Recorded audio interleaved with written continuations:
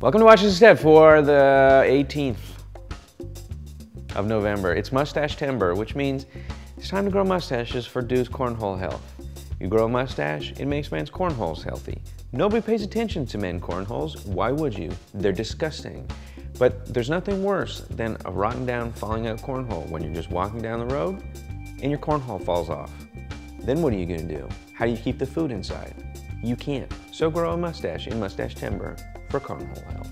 This is one of those weird weekends where all of the movie studio distribution people decided that they're going to put all of their movies that don't have much crossover appeal and just duke it out and get as much money out of their individual demographics as they can. It's really weird, especially if you're a person that's not super in love with any one, particular film genre, where you're not a passionate, crazy action kung fu fan that might go see The Immortals, for example, or you're not 7, or the mom or dad of a 7-year-old, so you might not see Happy Feet 2, or you're not a 21-year-old girl with weird sexual issues, so you don't want to see Twilight, or you're not a bespectacled, you also have a monocle underneath the spectacles, that's a triplical person that likes European art films, so you might not want to see Melancholia. There's not much out this weekend that has mass crossover appeal, which opens room for the best.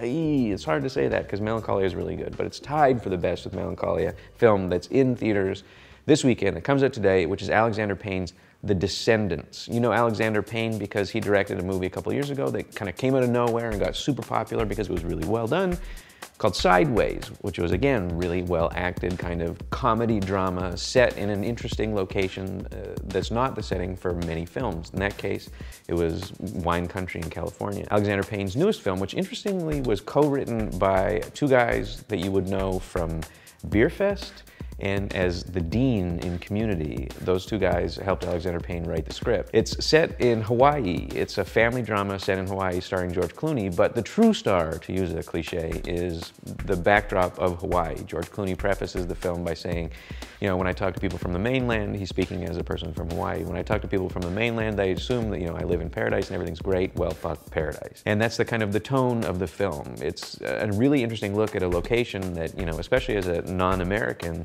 location that's not treated as real by a lot of the media. It's this kind of sunny, disposable backdrop for particularly terrible Adam Sandler movies and not much else. So to see an interesting family drama that's well written and well acted, that's not sensationalistic, where not every shot is sunshiny with girls' butts waggling by in the background, set in Hawaii is really interesting because it's a really neat place. The story is George Clooney, whose wife is in a coma and is dealing with two daughters, one of whom seems to not be able to forgive her mom because she knows a secret about her bad behavior, while dealing with the fact that he has to be in charge of the disposition of a parcel of land that was put in trust for him and his gaggle of irresponsible cousins, one including Beau Bridges, by their great-grandfather who married one of the last descendants of King Kamehameha. So it's an interesting look at this kind of complicated knot of Hawaiian politics, what it's like to be a haole family with a little bit of Hawaiian blood and money living on the island, while at the same time looking at this kind of weird, awkward family dynamic. It's really funny,